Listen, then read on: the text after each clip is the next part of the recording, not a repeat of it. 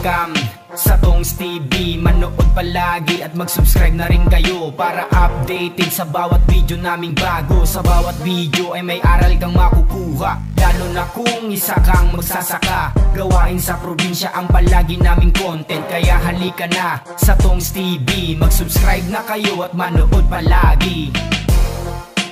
Hello, good morning po mga katongs at sa magandang buhay po.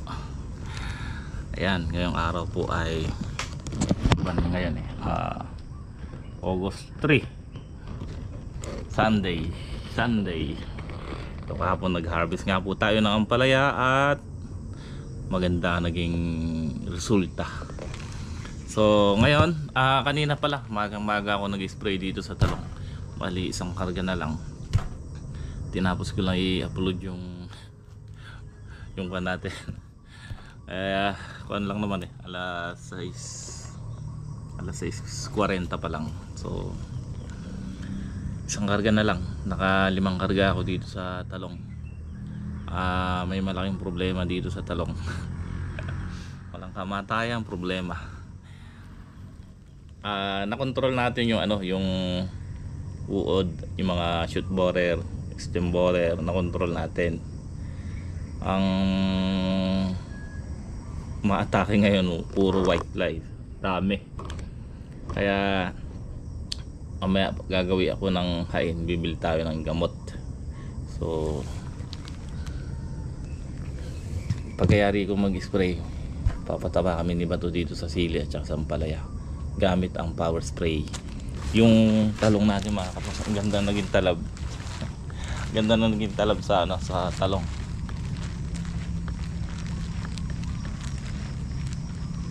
Ayan,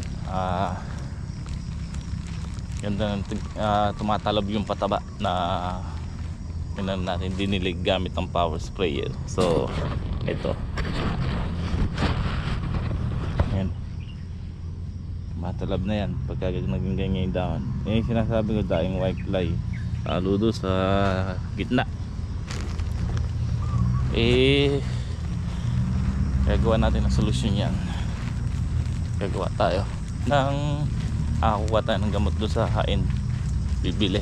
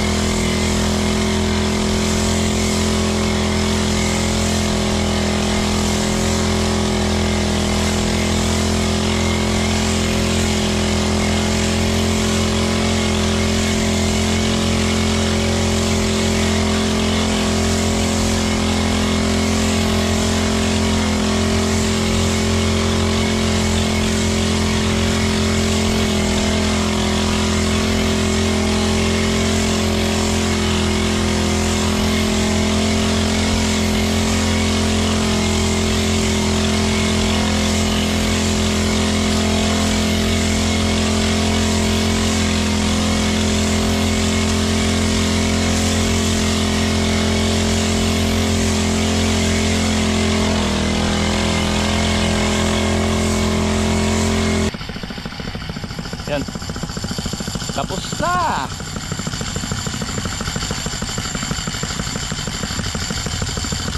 Dalawang araw didiligin namin to yung buhay na tanim natin yung sili. Didiligan ko yung isang drum, haluan natin ng konting calcium, konti lang naman, siguro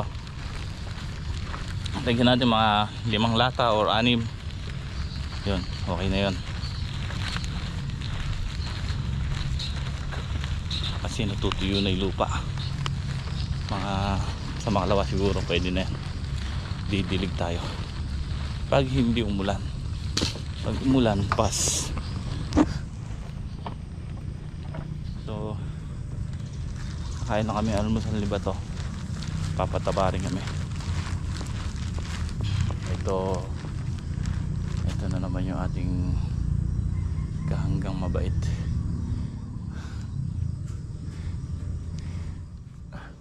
Nagpaalam to eh, bobomba daw sila.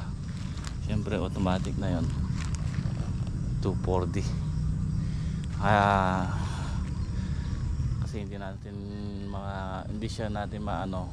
Ang ginawa ni boss, si boss ang bumili ng gamot, yung 240 amine. Baka ayun o, nag-i-spray sila.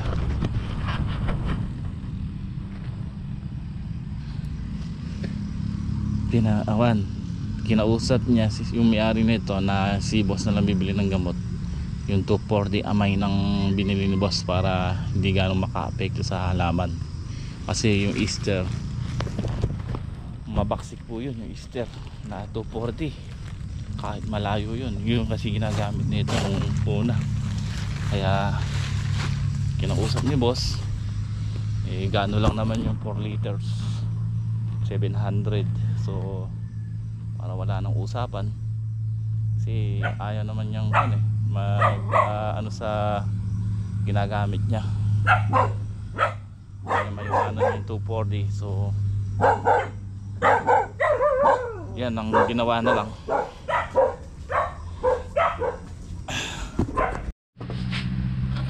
Okay, ayan, nakaluto na si Bato. Nagluto siya ng adobong manok. Daing niluto di Bato ko. Dalawa lang kami dito ngayon eh. Ayan, dala ni parang Jay kahapon to. Tapos may dala din siyang kambing. Yun po yung ulam namin kahapon, pinadala ni boss. So ngayon na niluto ni Bato yung manok. Dalawa lang kami. Kain po. Ambil mo. Muli ang kap.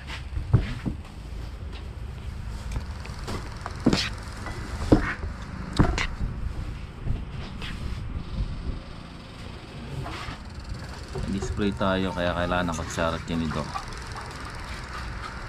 Siya apong boy? Ha?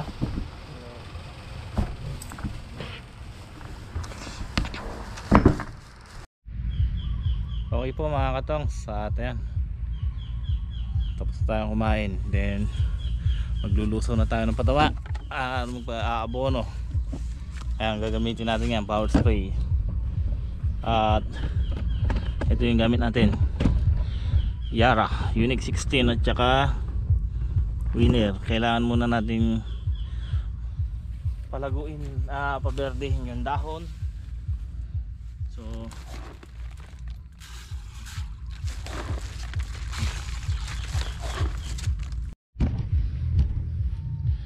okay, ayan, nakaset na yung mukha natin. Iniintay ko lang si Bato kasi pinagsakati lang yung kambing. Tapos yan yung gagawin namin, para lang din ako nag-i-spray, kaya lang nakatutok sa baba. Naka-open naman po yung pito nun, kumbaga nakabuhos sa baba, hindi yung hindi siya, kumbaga hindi siya hahamog sa dahon. So kamukha ng ginawa ko sa talong, ganun lang. Tututukan natin yung sa may puno at saka yung tabi rito. Yan. Kasi kung sasabog natin, tulad yan, yung hindi kong sinabog buo-buo pa, hindi tatalab. Yun, parang yun, kumbaga dredging na po yun, dilig. So pagka tinutok ko dito, kakalat na yan pababa. Ayan, basa pa naman yung lupa, kaya okay lang kahit hindi natin patubigan. importante habulin natin sa pataba. Ang ganda ng binibigay ng bunga nito eh. So wag natin i-jeta, baka jetahin din tayo. So ayan, gagamitan muna natin ng Unique 16 at saka winner, kasi puro calcium at saka winner yung kinarga namin dito nung huli. So yung isang drum 10 kilo ang nalulusaw. Siguro gagawin natin 15 kilos, 2 tudling ang madidilig ng isang drum. So ganun gagawin natin.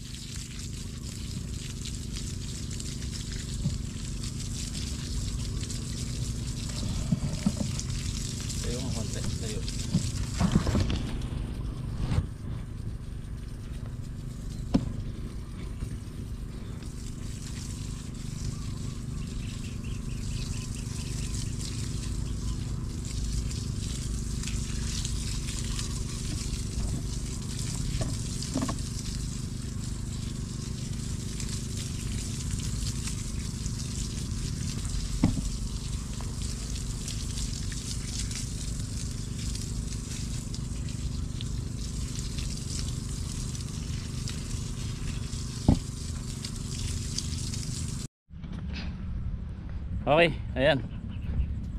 Medyo tanghali na, alas 11 na.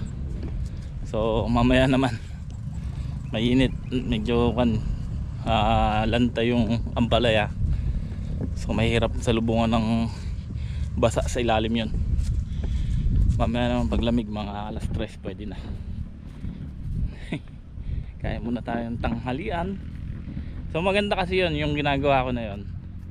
At least na-absorb kagad yung pataba ng halaman. Kabilaan po yun. Tapos yung sinasabog natin, kunwari sumasabog tayo ng 3 bulto sa lahat na yun, ang nailalagay natin pagka ganyan dredging 1.5 or kulang 2 bulto. Medyo matipid lang, kaya lang huwag kagad, talab kagad. Mamaya na, mainit na. May adobong manok pa naman dyan.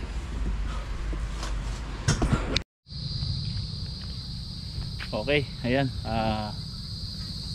Hindi na ako napag-vlog eh. Hala, dire-diretso tayo.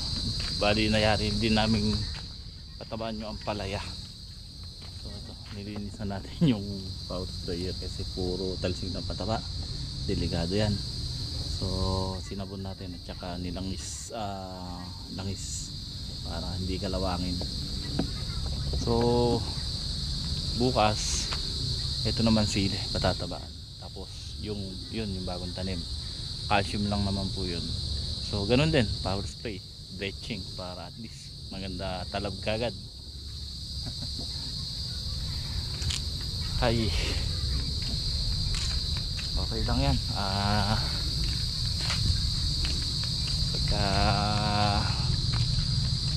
Pagka pataba spray, kayang-kaya namin dalawa ni Bato, kahit na dalawa lang kami.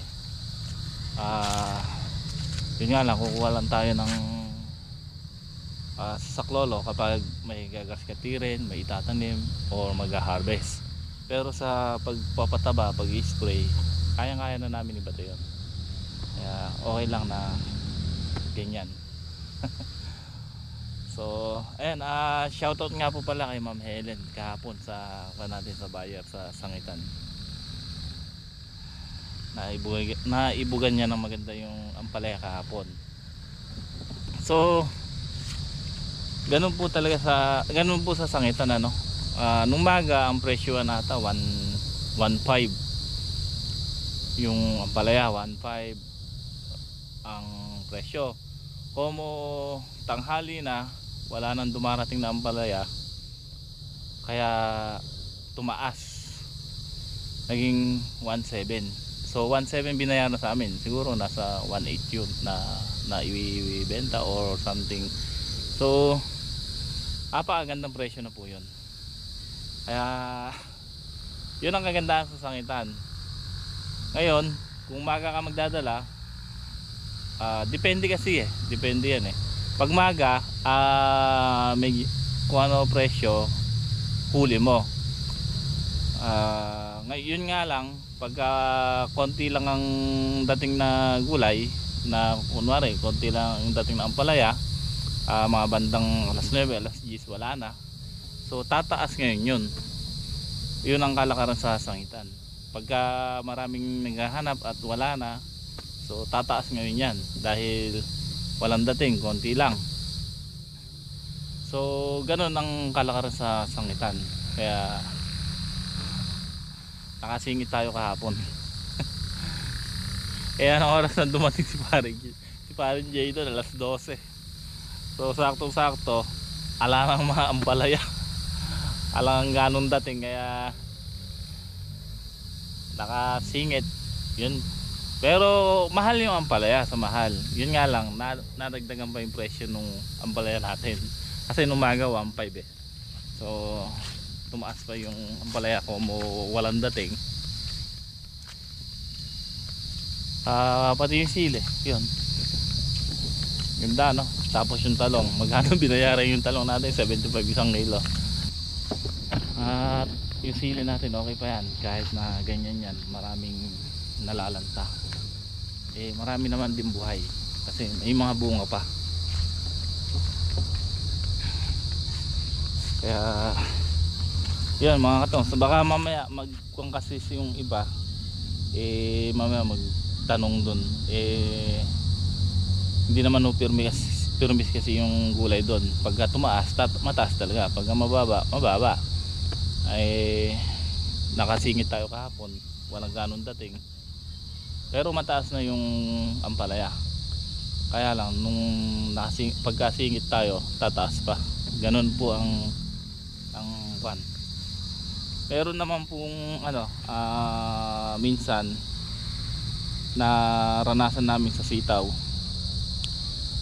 nagdala kami nung tanghali. Ang sitaw nung maga kunwari 1.5, tapos bandang tanghali maraming dumarating, maraming dumagsa, so bumaba, naging 1,000. Nagpunta kami doon alas 12, kaya hindi namin nahuli yung presyo ng ganun. Ganun po ang pag sa sangitan, medyo oras-oras, sabi nga ni Dan TV, minuto, oras-oras nagbabago presyo.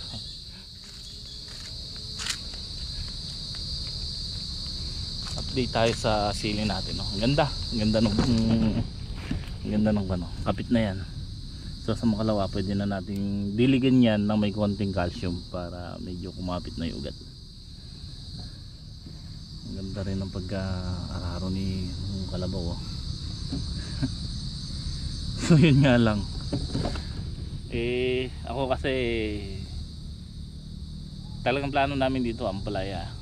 Yun nga lang kasi galing ampalaya, so kailangan natin grafted. Ilang buwan bago order, kailangan isang buwan o 1 month before nag-order na. Sabi ko sili na lang, como yun din nagka-depress yung sili natin dito, kaya sili na lang itanim namin kao dito. Tibay, oh, kahit na sumampa yan, lumaki ng lagpas tao, walang problema, tibay ng balag natin. So pag-aanohan natin kung pwede naman natin lagyan ng plastic yan, so tingnan natin kung ano maganda.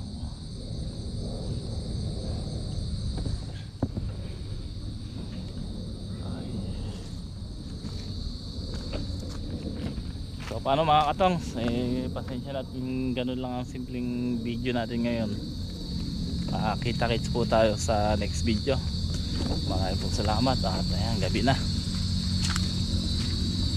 God bless po.